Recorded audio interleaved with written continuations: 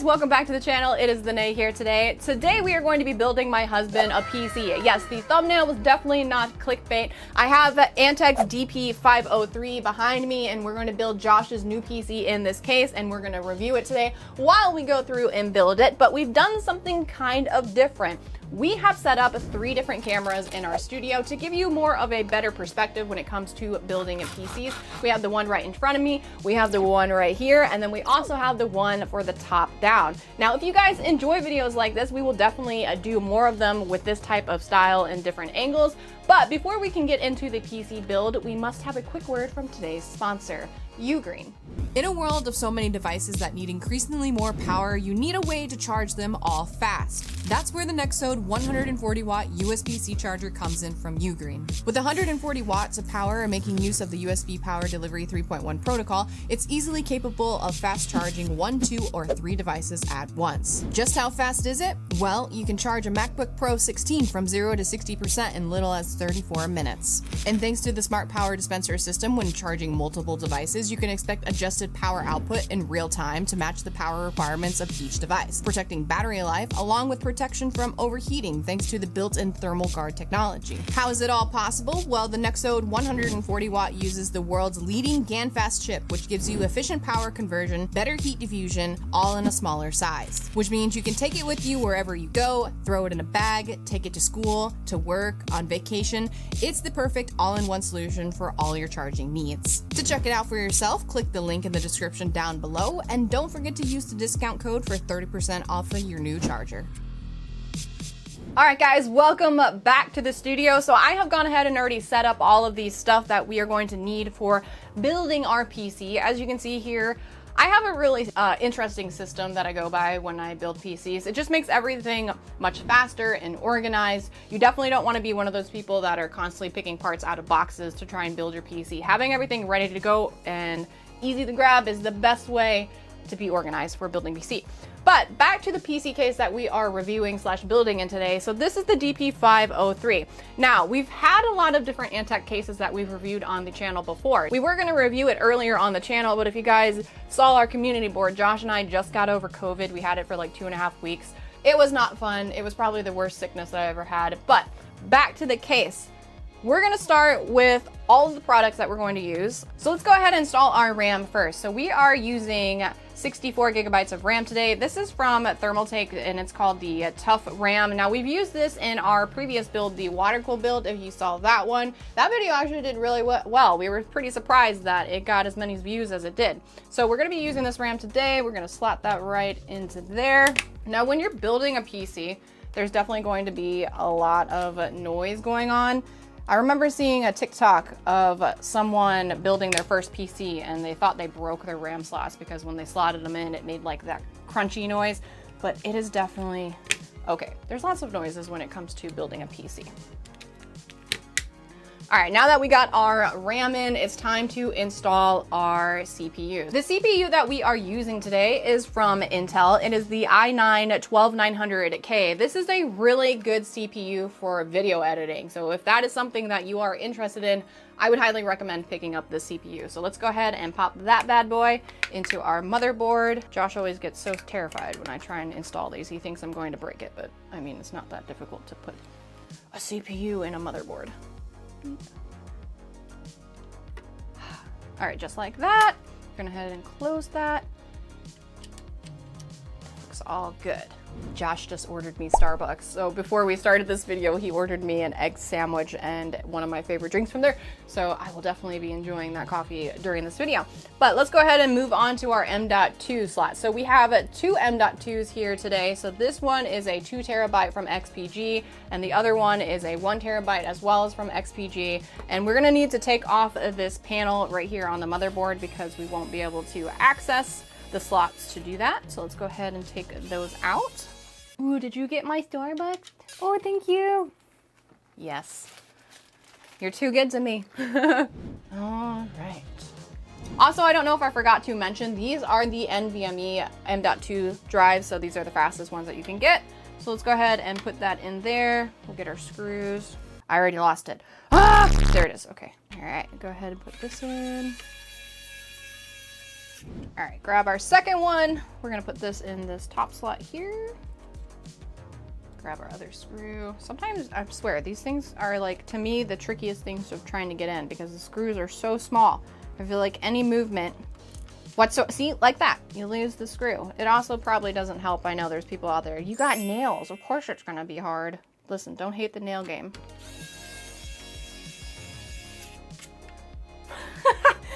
All right, we have our second M.2 drive in. Let's go ahead and put this back on to the motherboard.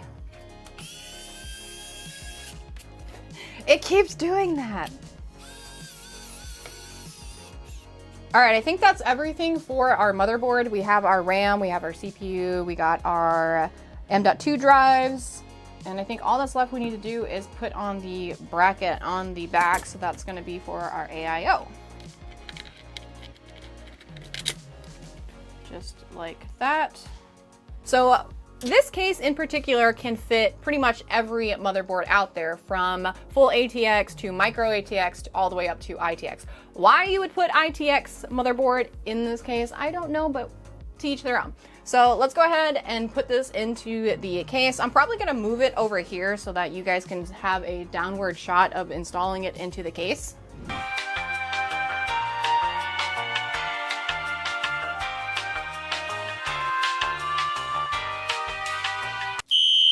Oh, are you f***ing serious?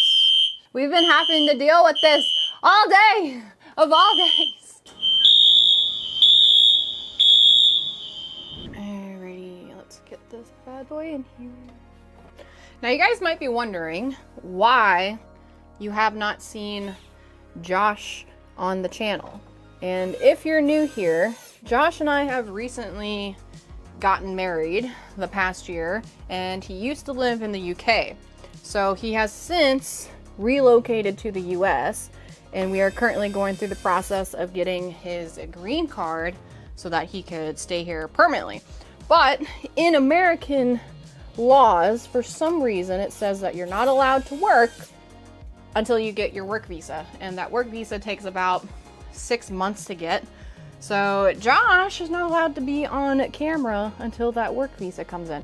So if you were wondering where he's been and why he hasn't been on the channel, there is reasons why he's not on legally. He could say hi to you now. Say hi, Josh. Hi, guys. I think the last screw is all the way up here in the corner.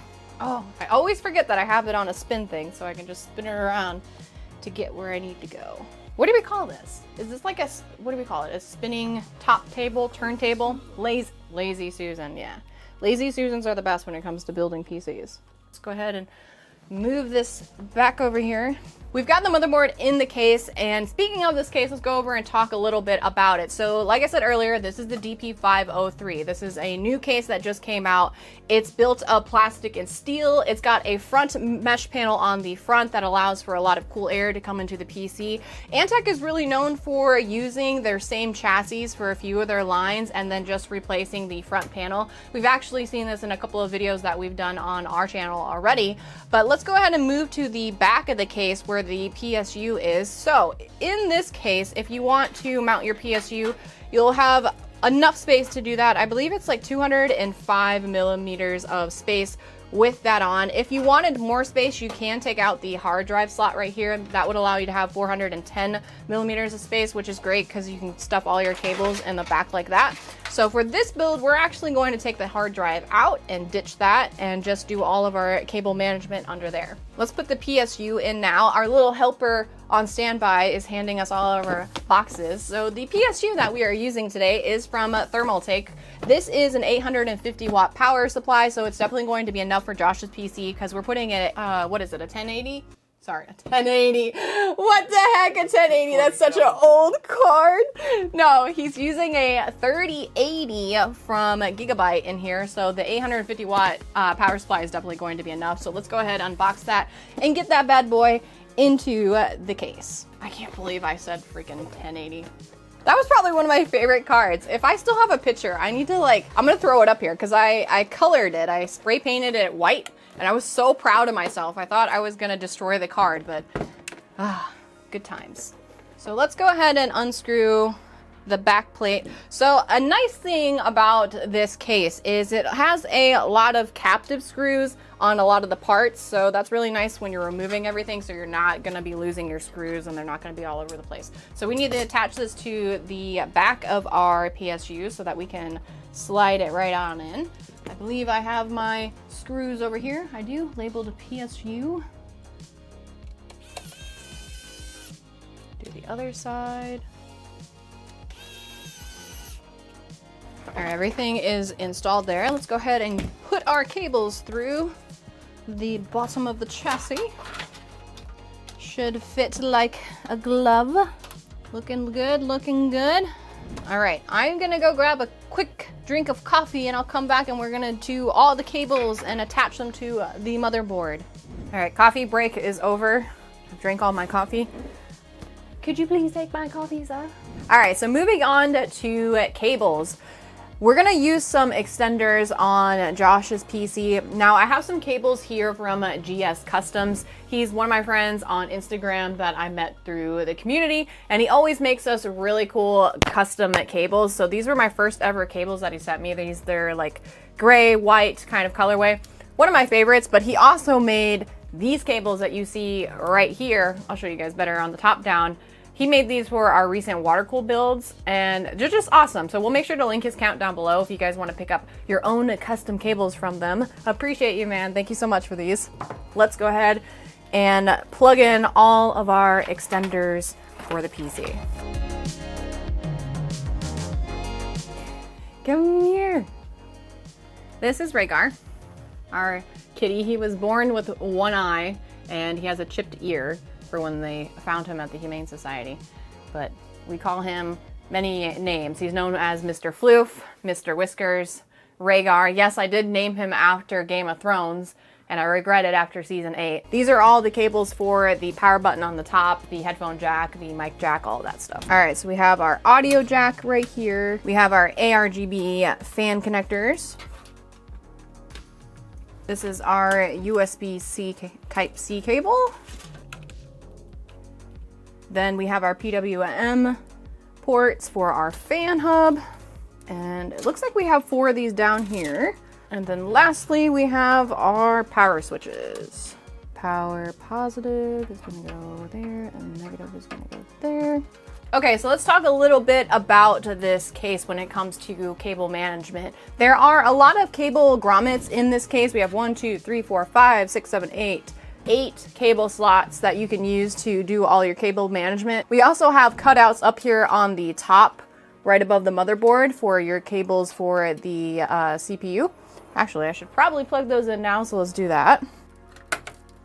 I think we're gonna put the GPU cables down here through the bottom because we are going to mount our GPU vertically in this case, so they're gonna come up through here. Also, let's talk about what you can fit in this case. So on the back of the case, move all these wires, you have room for 2 solid state drives to be mounted there. And we already talked about earlier, you did have the hard drive cage down in the bottom to use 2 hard drives if you wanted to mount them down there. So that's a total of 4. And this is where I feel like removing that hard drive cage gives you extra bonus for all your cables, because like look at all this in the back. So we got all the cables in the case ready to go, hooked up to the motherboard, and now it is time for the AIO. So I'm gonna grab that. This is actually from Deepcool. They sent this over to us so that we could use it in one of our builds, so we happen to use it today.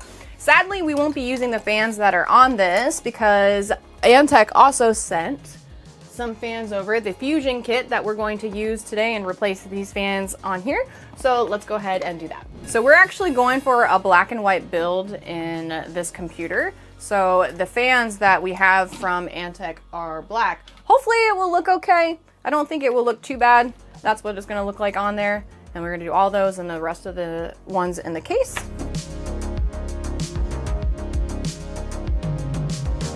So we have 2 fans left over. One of them is going to go here on the bottom. The other one is going to go in the back here. And let's talk about fan size for this case. So on the front of the case, you can fit 3 120, 140 fans. Or if you decide to, you can also fit two 185mm fans on the front panel. Now on the top, you can only do 120 and 140, and that's 3 of them. And then on the back, 120, and on the bottom as well, 120. But the great thing about this case is it already comes pre-installed with 3 ARGB fans that come with a fan hub in the back so that you can connect all of the fans up of a total of 6, and then you have a button on the top that can control the colors and they can all match. But the problem with this hub on this case is it can only connect 6 fans. Obviously, if you can fit 9 fans in this case, that's kind of a problem. You kind of have to use the hub if you want to be able to use the button on top of the case to control all the fans. So our workaround from this is we're going to use the extra fan hub from the Fusion kit, and we're going to connect it straight up to the hub and then run our extra 2 fans off of that, and then plug that directly into the motherboard so that we can control it using motherboard software. We'll go ahead and get the case moved over so that we can install this radiator. So this case can fit up to 360mm radiators on the front and the top, and then you could even opt to have a 120 radiator on the back if you decided to do that. But today we are mounting ours on top because we are doing a vertically mounted GPU, and since there's going to be a tempered glass panel right up against the GPU, it's going to get pretty toasty, so we want as much fresh air getting to the GPU as we can. Since I already have the PC here, I'm going to go ahead and install the fans into the case as well. It's kind of hard to light inside the PC since it's black, so hopefully you guys can see what's going on. We're going to install this last fan down here at the bottom.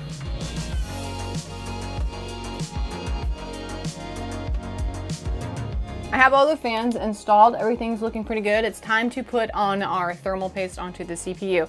Now, last time I did this, I put a P size on there, and there were so many comments.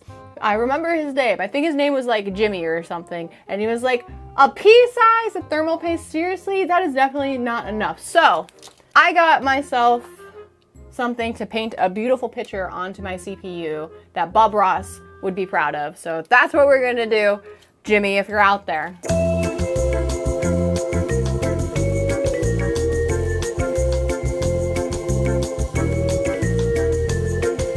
It's so pretty. For the record, you should probably do the P-size method when it comes to putting thermal paste on your CPU because the heatsink on the AIO helps to spread it out evenly so you don't get any bubbles. But today we're taking chances.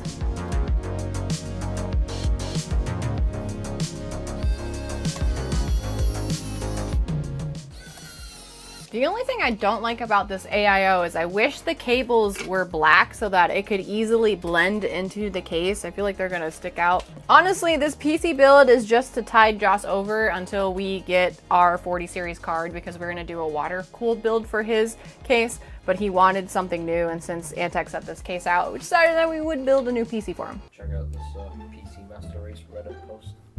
A guy who bought my GTX 1070 just showed me his build, and this is what it looks like. What? Ew, look at the water. How many RAM slots does he have in there? Honestly, I'm not really happy with how these cables are looking on the CPU. I just feel like they stick out like a sore thumb.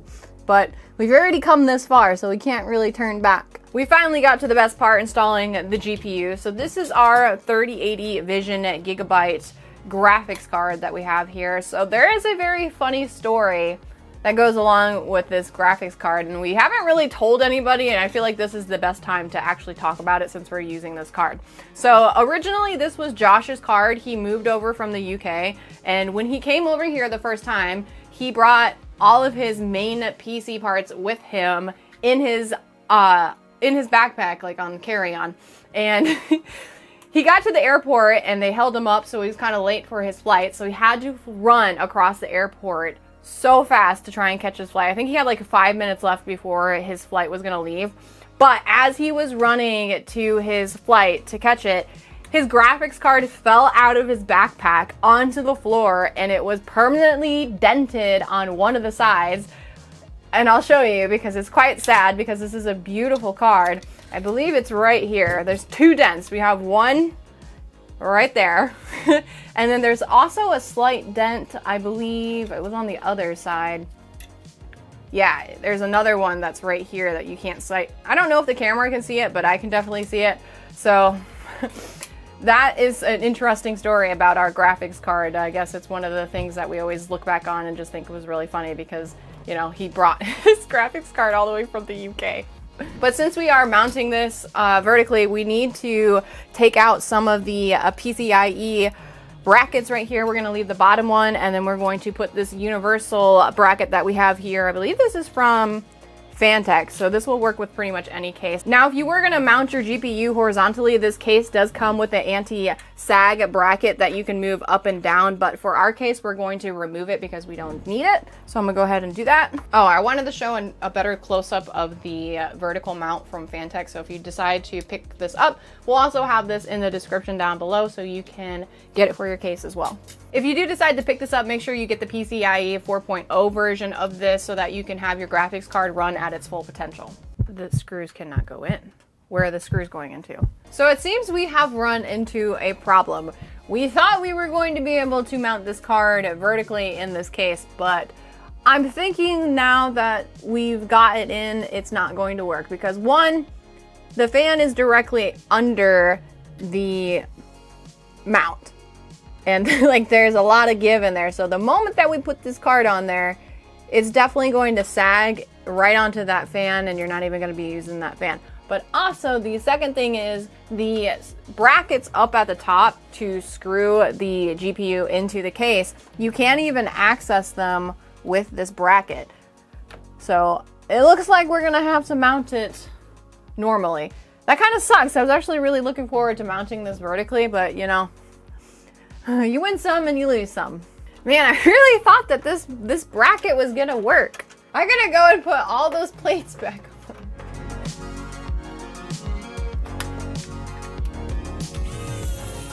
Peanut! Hi, little guy.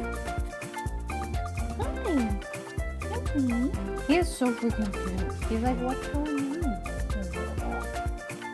No. Oh, I think he's stuck in my necklace.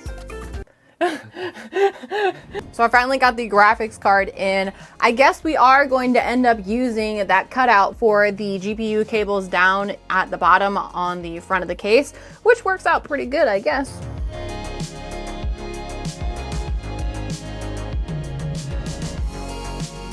Yeah, so far it's looking pretty good. I think all that's left to do is the cable management on the back of the case and hooking up all the fans. So I'm gonna go do that now. I'm gonna get that all cleaned up. And one thing to mention about this case, if you do decide to get it, there isn't a lot of room in the back, or I would say depth, when you're doing your cable management. So you wanna make sure you get all the cables as flat as possible so you can get that back panel on and then shove all your cables down at the bottom. So let's go do that now.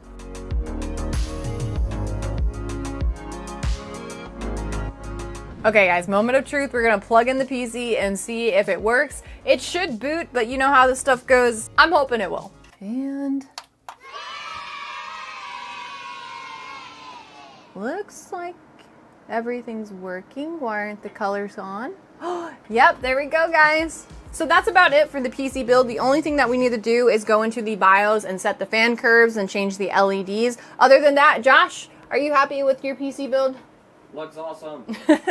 One other thing that I wanted to mention that I forgot to say earlier in the video, that this is a mid-range PC case, I would say. It's $120. Antec does a lot of cases that are pretty cheap and are pretty decent for the price. We're actually going to be doing a couple other builds on the channel of their higher end PC cases, so stay tuned for that. Those are going to be water-cooled builds. So if you saw our previous water-cooled build that we did in the thermal take video, that's going to be pretty similar to that as well. But let's go ahead and check out some B-roll shots of the case, and I will see you back here.